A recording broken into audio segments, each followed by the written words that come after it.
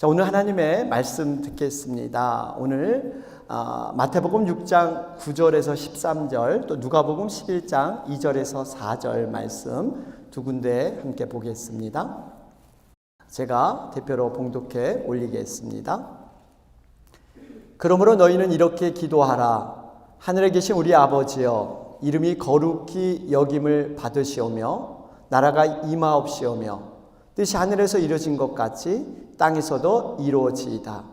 오늘 우리에게 일용할 양식을 주시옵고 우리가 우리에게 죄진 자를 사하여 준 것 같이 우리 죄를 사하여 주시옵고 우리를 시험에 들게 하지 마시옵고 다만 악에서 구하시옵소서. 나라와 권세와 영광이 아버지께 영원히 있사옵나이다. 아멘. 누가복음 11장 2절에서 4절 말씀입니다. 예수께서 이르시되 너희는 기도할 때 이렇게 하라. 아버지여, 이름이 거룩히 여김을 받으시오며 나라가 임하옵시오며 우리에게 날마다 일용할 양식을 주시옵고 우리가 우리에게 죄 지은 모든 사람을 용서하오니 우리 죄도 사하여 주시옵고 우리를 시험에 들게 하지 마시옵소서 하라. 아멘. 할렐루야. 반갑습니다. 우리는 계속해서 이 기도의 기본이고 모델, 본질, 바로 주님이 가르쳐준 주기도문에 대해서 함께 은혜를 나누고 있습니다. 오늘은 주님께서 가르쳐준 기도 가운데 첫 번째 구절, 하늘에 계신 우리 아버지여, 이 부분을 여러분과 함께 살펴보기를 원합니다. 2003년이죠. 노벨 문학상을 수상한 남아프리카 공화국의 작가입니다. 존 맥스웰 커치라는 그러한 분이 있는데 그분의 저서 가운데 페테르니 부르크의 대가라는 그러한 책이 있습니다. 여러분 화면을 보시면 이러한 책의 제목이 좀 특별하죠. 이런 책이 있었습니다. 그 책의 내용을 보면 주인공의 아들이 자살을 합니다. 근데 어디서 자살을 했냐면 한 여관에서 자살을 하는데 그 주인공의 아들이 자살하게 되자 그 아버지와 아들이 죽은 여관집 딸 그 두 사람과의 대화가 그곳에 나옵니다. 도대체 왜 아들이 죽었을까? 거기서 이제 얘기가 시작이 됩니다. 그 아들 아버지는 죽은 여관집 그 딸에게 이렇게 말을 합니다. 내 아들은 그냥 자살한 것이 아닙니다. 아마 하나님과 죽기 전에 이런 대화를 분명히 나눴을 것입니다. 나는 그렇게 생각을 합니다. 하나님, 당신이 정말로 나를 사랑하십니까? 그렇다면 그 사랑을 한 번쯤 증명해 보여주십시오. 저를 정말 사랑한다면 저를 그냥 죽게 내버려 두지 마시고 저를 살려주시든지 구원해 주십시오. 이렇게 기도를 했는데 하나님이 아무런 응답이 없으셨습니다. 그러자 자기 기도에 대해서 직접적인 응답이 없는 것을 가지고 하나님을 원망하다가 결국 자살해서 죽고 맙니다. 이 사람은 하나님께 바랬던 자신을 사랑하는 방법, 자신이 원하는 방법으로 하나님이 뭔가를 해주기를 간절히 원했습니다. 비록 내가 자살하려고 해도 죽지 않게 해주는 것이 하나님의 사랑입니다. 이렇게 생각을 했던 거예요. 그러면서 그 책의 결론은 이렇습니다. 아마 하나님은 자신이 시험받는 것보다 차라리 그가 죽는 것이 낫다고 여기셔서 그를 죽도록 내버려 두셨습니다. 이렇게 기록되어 있어요. 여러분, 많은 경우 우리의 기도가 어떻게 보면 이 주인공의 아들처럼 자기 만족을 위한 수단, 특별히 세상을 살아가면서 하나님과의 관계를 테스트해 보려는 이러한 기도를 우리는 나도 모르게 하는 경우가 있습니다. 하나님을 테스트하는 것도 어떤 순수한 어떤 믿음의 능력이나 하나님의 정말 이 믿음에 관한 영원한 하나님 나라에 관한 이것보다 개인적인 자신의 욕망, 어떠한 바램, 눈에 나타나는 어떠한 결과, 이거를 가지고 시험하려고 하는 이러한 우리들의 모습이 있습니다. 오늘날 우리들의 기도의 문제가 바로 여기에 있습니다. 내 중심적인 기도, 뭔가 나에게 보여줘야만 하나님의 존재를 인정하고 하나님의 살아계심을 인정하는 이러한 기도를 우리는 암암리에 드리고 있지 않나 생각을 합니다. 여러분, 기도는 어떤 의미에서 보면 거저 주신 하나님의 기적이에요. 여러분, 거지와 왕자 얘기 아실 거예요. 어느 날 갑자기 거지와 왕자의 신분이 바뀌게 되죠. 평상시 가난하게 늘 배고픔에 시달리던 남의 집에서 구걸하던 거지에게 갑자기 왕자가 찾아와서 옷을 바꿔 입자고 합니다. 옷을 바꿔 입자 놀라운 일들이 일어나기 시작합니다. 과거에는 자신을 무시하고 멀리하던 사람들이 갑자기 굽신거리기 시작해요. 자신의 말 한마디면 일사불란하게 움직이기 시작합니다. 어떻게 이 거지가 이런 대접을 받을 수 있었을까요? 그가 왕자로 취급됐기 때문에. 왕자는 왕의 후계자입니다. 왕의 상속자예요. 왕의 모든 권한을 이어받을 수 있는 그러한 존재가 왕자입니다. 여러분, 기도는 바로 이러한 원리가 들어있어요. 하나님의 자녀에게 하나님께서 갖고 있는 모든 특권과 축복을 부어주는 것이 바로 기도인 줄로 믿습니다. 하나님의 무한한 능력, 그 능력을 우리가 사용할 수 있도록 열어놓고 그것을 사용해라 하는 것이 기도의 원리입니다. 그렇기 때문에 여러분, 우리들은 기도할 때 하나님의 그 놀라운 유산, 이것을 우리는 상속받은 자, 여러분, 이 기도는 하나님께서 우주 만물을 창조하셨고 인생의 생사복을 주관하신 그 하나님 모든 것, 그 풍성함을 누릴 수 있도록 우리에게 모든 것을 다 내어주신 것이 바로 기도입니다. 마치 어느 날 상속 변호사가 갑자기 찾아와서 나와 전혀 모르는 사람이 이혼을 했다고 합니다. 그러면서 그 모든 재산을 나에게 상속시켜 주신, 여러분, 내가 구하고 원하기만 하면 무엇이든지 얻을 수 있는 상속자, 바로 이것이 기도의 놀라운 능력인 줄로 믿습니다. 그래서 우리가 이 기도를 잘 사용해야 돼요. 이 기도를 잘 사용하면 진정으로 우리가 왕같은 제사장, 거룩한 나라의 소유가 될 수 있는 그러한 기회가 주어진다는 사실이에요. 오늘 본문을 보면 예수님께서 가르쳐주신 기도의 첫 번째 내용이 나옵니다. 우리 마태복음과 누가복음이 좀 다르죠? 마태복음은 하늘에 계신 우리 아버지, 우리 화면을 볼까요? 하늘에 계신 우리 아버지여. 그리고 누가복음에는 아버지여, 이렇게 시작을 해요. 여러분, 마태복음과 누가복음이 왜 다른가? 마태복음은 유대인들을 대상으로 쓰여진 그러한 글들이죠. 유대인들의 의식과 기도문의 중요성, 그들의 어떤 문화를 이해하면서 하늘에 계신 아버지, 이렇게 시작해요. 여러분, 하늘에 계신다는 뜻은 무슨 의미가 있을까요? 분명히 우리 인간들과는 차별화된 그러한 존재이시다라는 거예요. 여러분, 하나님께서는 모든 곳에 계십니다. 전지전능한 분이에요. 뿐만 아니라 정말 이 모든 일을 할 수 있는 능력 있는 분이 하나님이세요.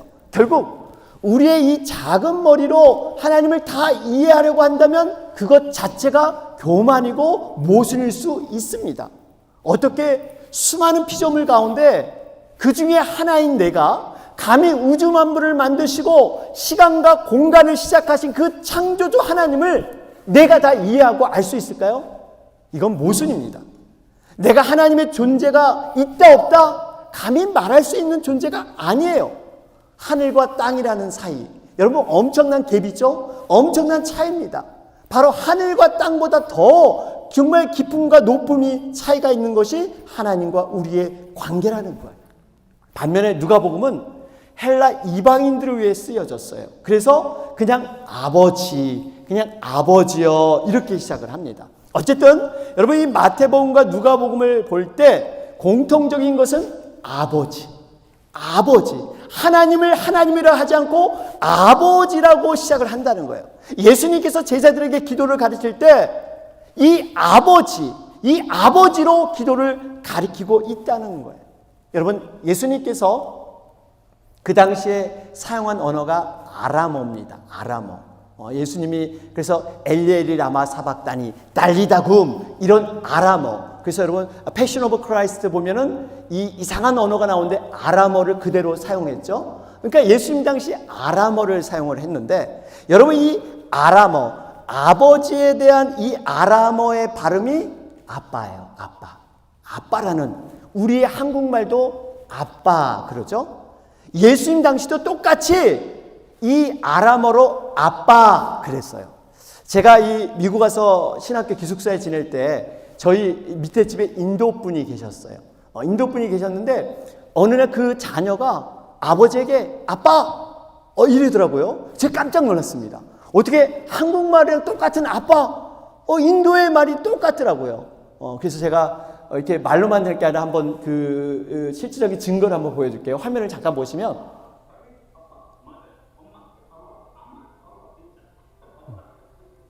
다시 한번 너무 빨라서 한번 다시 한번 볼까요? 짧은 건데 한번 다시 한번 들어보세요. 자, 사실이죠, 여러분. 여기 보이는데 남인도의 분들이 이게 타미러라 그러는데 이 아빠, 엄마 이렇게 발음을 한다니. 여러분 이 하나님에 대한 호칭이 너무나 중요합니다. 주기도문에서 아빠 이 의미는 이분이 너의 아빠다. 이분이 하나님의 상속자. 너희들이 바로 그런 상속자가 되는 거야. 그분의 것이 다 이제 너희 것.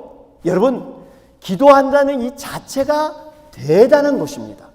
우리를 하나님의 자녀 삼아주셔서 하나님을 감히 아빠 하면서 우리가 기도를 시작하는 거예요. 너는 내 아들이다. 너는 내 딸이다. 정말 이러한 고백을 먼저 하기를 원하고 계시는 거예요. 여러분 우리가 보통 이 부모님을 대할 때 아버지, 아버님 하면 예의는 있지만 조금 이렇게 거리감도 느껴지고 약간 이런 그 무게감이 있어서 별로 느껴지지 못하는데 여러분 이 아빠 하면요. 이 아빠는 나를 위해서 뭐든지 다 해줄 수 있는 그러한 분이다 하는 것이 들어있어요. 내 마음이 얼마나 든든한지 못합니다. 여러분 기도는 이 신뢰의 관계, 확신의 관계에서 기도가 시작돼야 될 줄로 믿습니다. 역사적으로 보면 그 누구도 야훼 하나님, 그 거룩하고 그 존엄한 야훼 하나님을 아빠라 이렇게 부른 적이 없어요. 예수님이 처음 그랬습니다. 언어학자들에 의하면요, 이 아이들이 처음 입에서 나오는 단어가 대부분 엄마 아니면 아빠예요. 여러분 누가 가르쳐주지 않아도 스스로 본능적으로 엄마, 아빠 이것을 하게 됩니다. 여러분 이 의미가 무슨 의미일까요? 바로 이 사람마다 누가 하나님을 가르쳐주지 않아도 본능적으로 아빠 하나님을 찾게 된다는 사실이에요.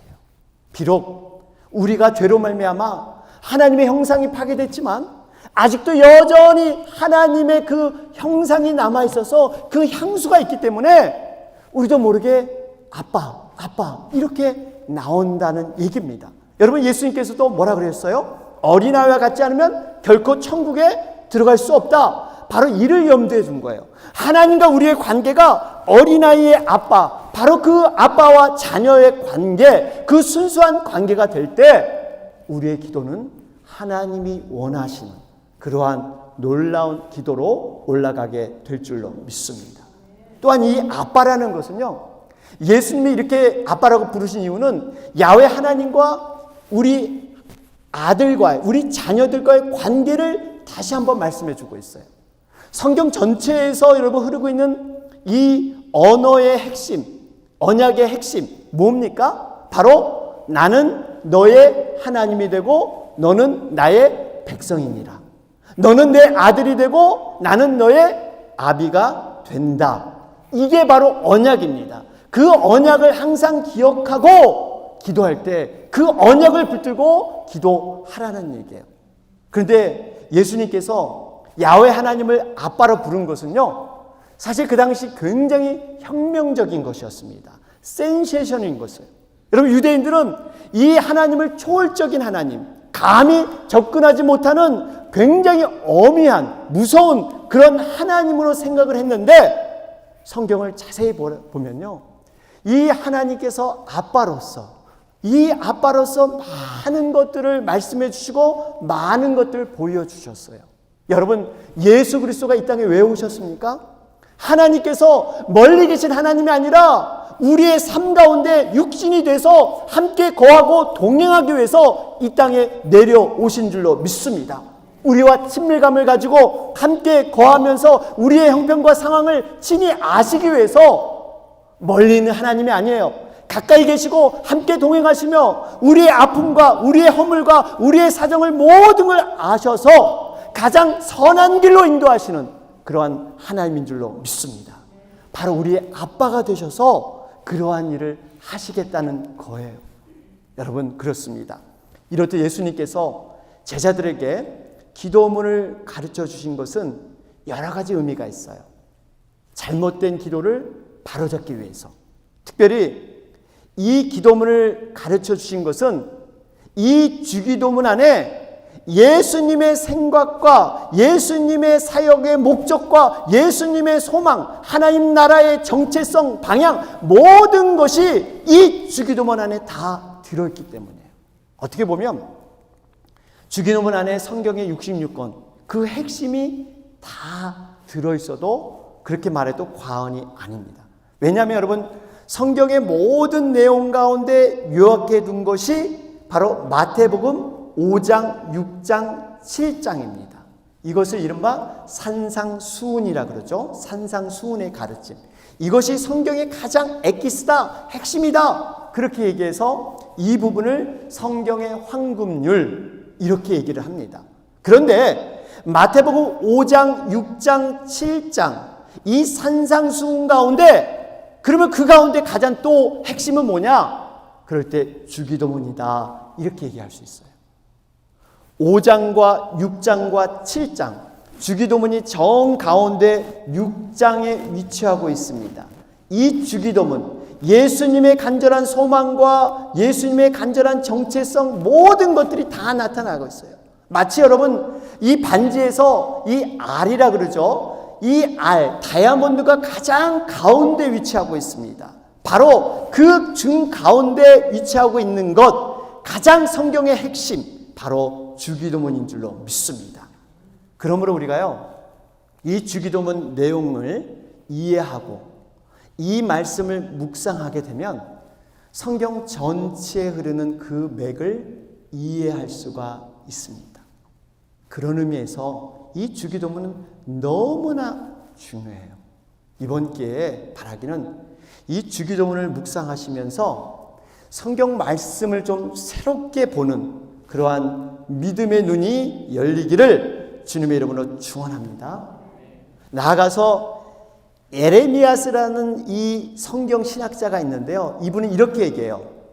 아빠라는 말씀에 예수님이 누구시며 신약의 기독론, 정말 예수님이 어떤 분인가가 이 아빠라는 말에 다 들어있다. 이 아빠라는 말에 성경의 내용이 모든 게 총체적으로 들어있다. 이렇게 얘기하고 있습니다. 왜냐하면 이 아빠라는 말이 하나님과의 관계성을 만들게 해주고 하나님의 상속자로 인정받기 때문에 이렇게 중요하다는 거예요. 여러분, 우리가 이 아빠라고 부르는 이 호칭, 이 관계성을 분명히 하고 있는데요. 여러분, 전지전능하신 하나님이 너희 아빠다. 하나님이 너희 아빠야. 지금 이런 얘기를 하고 있는데 이 부분을 조금 어렵게 신학적으로 설명을 하면 이것이 바로 하나님의 의, 이렇게 설명할 수 있어요.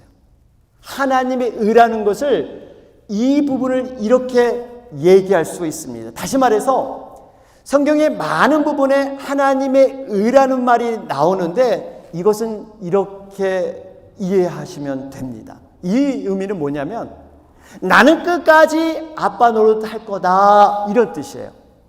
다시 말해, 내 아들이 비록 제대로 아들 노릇 안 하고 세상 말로 갱망나니처럼 별짓을 다 해도 나는 내 아빠야. 죽을 때까지 나는 아빠 노릇 할 거야. 아빠를 포기하지 않을 거야. 이것이 바로 하나님의 의예요. 여러분, 우리들이 감히 어떻게 하나님의 구원을 받았을까요? 하나님 아빠가 보는 앞에서 버젓하게 그릇된 길을 가기도 하고 죄를 짓기도 하고 하나님의 마음을 얼마나 아프게 해드렸습니까?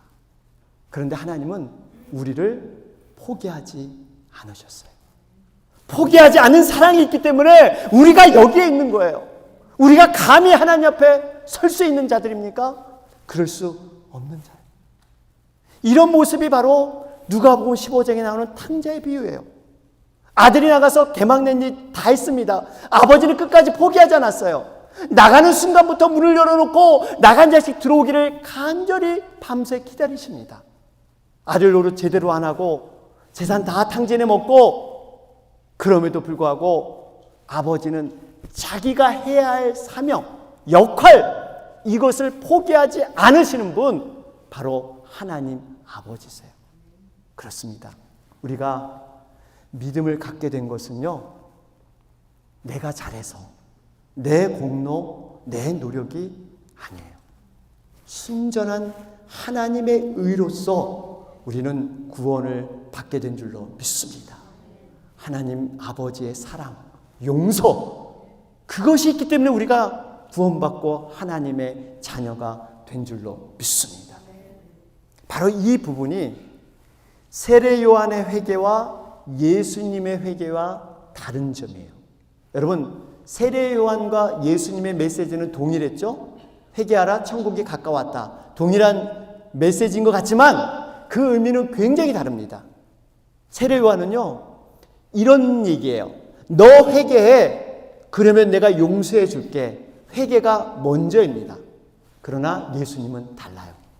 똑같은 회개를 요구하지만 이미 용서해 놓고 회개를 말씀하십니다. 이미 용서해 놓고 회개를 기다리신 분이 예수님이에요. 예수님은 용서가 불러오는 회개라고 한다면 세례요한은 회개가 불러오는 용서라는 거예요. 순서가 달라요. 우리들이 가끔 이런 경우가 있어요. 계속 머뭇거리다가 망설이다가 나름대로 결심을 해서 어떤 사람을 용서하기로 마음을 먹었습니다. 그래놓고 대화를 시작해요. 그 대화하는 과정에 단서가 있습니다. 그 사람이 하는 거 봐서, 정말 그 사람이 하는 거 봐서 내가 용서해 줄게. 그러면서 대화하는 과정에 이 생각이 빛나기 시작해요. 내가 이렇게까지 하는데 저 사람은 저래? 어떻게 내가 용서해? 저런 태도가 있는데 내가 어떻게 용서해? 더 마음이 무겁습니다. 더 미움이 가중돼요. 여러분, 이것이 세례 요한식의 용서예요. 그러나 예수님은 다릅니다. 하나님 앞에서 용서했기 때문에 그 사람의 어떠함에도 상관이 없습니다. 내 마음은 이미 하나님께 올려졌어요. 저 사람이 어떠한 행동을 하던 이미 나는 하나님께 올려진 용서, 바로 이것이 예수님의 용서인 줄로 믿습니다. 우리를 용서해 놓고 끝까지 돌아오기를 기다리시는 바로 그분이 우리의 예수님인 줄로 믿습니다. 이러한 마음이 아버지의 심정이에요. 우리가 기도할 때 이 심정을 붙들고 기도해야 돼요. 가장 중요한 것은 기도를 받으시는 대상자와 그 대상자가 하나님의 어떤 분이신가, 정말 그분이 무엇을 원하시는가, 무엇을 받으시기 원하시는가, 그 관계, 여러분 이 관계를 반드시 붙들고 또한 내 기도를 어떻게 처리해 주실 것인가 하는 모든 것들을 통틀어서 우리가 간절한 마음으로 나가야 되는 것입니다. 우리가 이러한 기도를 하나님은 드리길 원하세요. 기도의 대상자와 기도하고자 하는 그 사랑과의 관계, 그 관계를 하나님은 가장 중요시 여기셔서 아빠다, 이것을 우리에게 가르쳐 주신 줄로 믿습니다. 결론을 이렇게 맺겠습니다. 아브라함의 얘기를 하면서 마치겠는데요. 여러분, 하나님과 아브라함은 아버지와 자녀의 관계였어요. 여러분, 이 아버지 입장에서 자녀된 아브라함이 자녀가 없으니까 하나님께서 아들을 주시겠다고 아버지로서 약속을 합니다. 그런데 이 약속이 너무나 오랫동안 이루어지지가 않죠. 그래서 아브라함이 한눈을 팝니다. 인간적인 방법으로 이스마엘을 낳습니다. 하나님의 약속이 너무 더딘 것 같으니까 이제 이스마엘을 통해서 그저 이스마엘이 하나님의 약속의 씨앗이 아닌가 이렇게 좀 생각하면서 만족하며 살려고 하죠. 그럴 때 하나님께서 말씀하세요. 이스마엘은 너의 진정한 아들이 아니야. 육으로 난 것은 육이야. 내가 영적인 아들 이삭을 너에게 주겠다 그러시잖아요. 그러다가 아브라함이 100세가 돼서 드디어 약속의 자녀 이삭을 허락해 주십니다. 아브라함 편에서는 너무나 행복했어요. 드디어 약속의 자녀 이삭이 생겼다. 그러면서 만족하며 이삭을 열심히 정말 사랑을 다해서 정성을 다해서 키우게 됩니다. 그런데 어느 날 하나님께서 아브라함에게 믿음의 시험을 하세요. 너는 독생자 이삭을 제물로 바쳐라. 마치 동물의 제사처럼 죽여서 하나님께 예배드려라, 제사해라. 여러분, 갑자기 왜 하나님께서 이런 제안을 하셨을까요? 하나님이 약 주고 병 주는 뭔가 변덕스러운 분일까요? 그렇게 이삭을 주시더니 또 이삭을 데려가시려고? 여러분, 분명한 하나님의 이유가 있으셨습니다. 아브라함이 이삭이라는 기도의 결과물, 다시 말해 복의 근원 되시는 하나님보다 하나님께서 주시는 복의 부스러기, 복의 한 부분만을 가지고 그것이 전부인 양 살아가기 때문에 하나님께서는 아브라함과 관계, 그 관계를 회복하길 원하셨어요. 이 아브라함은 정작 이삭 때문에 하나님과의 관계는 점점 멀어지고 이삭의 모든 정신과 사랑이 다 빠져서 하나님을 잊어버리고 살았던 그 모습이 있었던 겁니다. 바로 이것을 바로잡고자 너가 사랑하는 이삭을 포기하고 다시 한번 나를 볼 수 있니? 너 그거 할 수 있니? 이것을 하나님은 원하셨던 거예요. 그렇습니다. 우리의 기도의 문제가 바로 이것입니다. 사람들은 흔히 기도를 통해서 준다, 안 준다, 받는다, 못 받는다, 여기에 집착하는 경향이 있습니다. 하나님은 그게 중요한 게 아니라고 말씀하십니다. 여러분, 이삭이 뭐예요? 하나님이 주신 은사예요. 열매입니다. 무슨 열매입니까? 하나님이 아브라함의 아빠가 되기 때문에 열매와 은사로 준 것이에요. 그런데 우리는 하나님과의 관계는 팽개치면서 내 손에 잡힌 그것만을 집착하는 경향이 있습니다. 마치 우리 자녀들이 가끔 손님들이 빈손으로 오지 않고 어떤 선물을 가지고 오는 경우가 있습니다. 그러면 우리 어린 자녀들은 손님이 어떤 분인지 그것에 관심이 없습니다. 그저 손님의 손만 바라보게 되죠. 손에 무엇이 들렸는지, 내가 좋아하는 것인지 아닌지 손에 들인 그 선물만을 보면서 자녀들은 기뻐하고 좋아합니다. 그런데 사실 좀 더 성숙하면 그 사람과 좋은 관계를 맺고 그 사람에게 예쁨을 받고 그 사람에게 사랑을 받으면 앞으로 더 좋은 선물이, 놀라운 선물이 주어질 수도 있는데 그 사람은 상관없이 당장 눈에 보이는 선물, 거기에 마음과 시선이 다 가. 이것이 바로 어린아이의 모습입니다. 여러분, 부모와 자녀 간의 관계도 마찬가지입니다. 무엇을 주어서 해줘서 조건적으로 그런 사랑이 있는 게 아니에요. 우리가 하나님과의 기도, 이 기도는 관계입니다.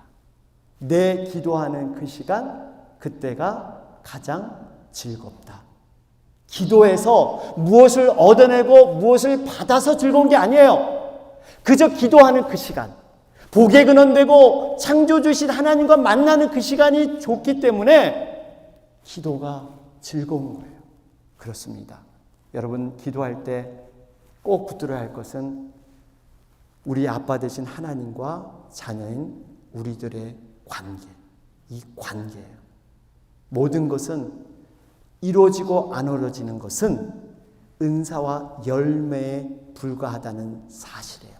그러나 관계는 영원합니다. 우리가 자칫하면 눈에 보이는 열매 때문에 하나님과의 관계를 놓치기 쉽습니다.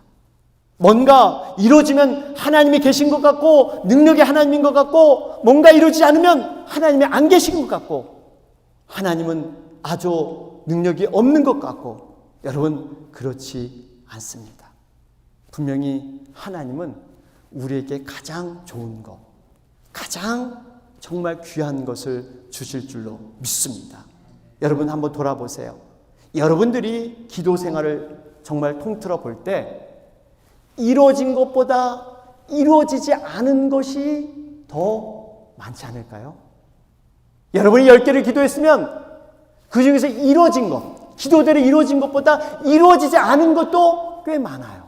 그런데 그 이루어지지 않은 상태가 그리 나쁘지 않아. 내가 A라는 것만 생각했는데 B로 이루어졌지만 그 B가 나에게는 나쁘지 않은, 내가 생각지 못했지만 하나님은 선한 방법으로 역사하기 때문에 그것조차도 나쁘지 않은. 여러분 바울이 그랬잖아요. 정말 자기 육체의 가시 때문에 3번씩이나 그 기도를 했는데 자기 생각대로 안 이루어졌습니다. 그럼에도 감사했어요. 하나님의 선하신 인도함을 아빠로 믿었기 때문에 그렇습니다. 여러분 우리가 기도할 때 이 아빠, 아이들이 아빠 그러면 모든 것이 다 해결되는 것처럼 여러분 이 아빠라는 이 호칭 안에 모든 것이 다 들어있는 줄로 믿습니다. 기도 혹시 여러분 안 나오시면 두려움 갖지 마세요. 염려하지 마세요. 그저 하나님께 아빠, 아버지 이렇게만 기도하셔도 돼요. 그 속에 여러분들의 모든 기도의 제목과 모든 그 아름이 그 속에 들어있는 줄로 믿습니다. 기도는 우리의 마음을 올려드리는 거예요. 하나님과의 관계, 이 관계의 신뢰만 있다면 그 자녀는 문제가 없습니다. 바라기는 우리가 기도드릴 때마다 하나님과의 관계, 아빠, 그분이 우리의 기도를 듣기 원하시고 우리의 기도를 가장 선한 방법으로 인도하길 원하시는 그분이 바로 우리 하나님 아버지인 줄로 믿습니다. 이런 기도로 다시 한번 하나님과 깊은 만남을 갖는 여러분과 제가 되길 주님의 이름으로 축원합니다. 아멘.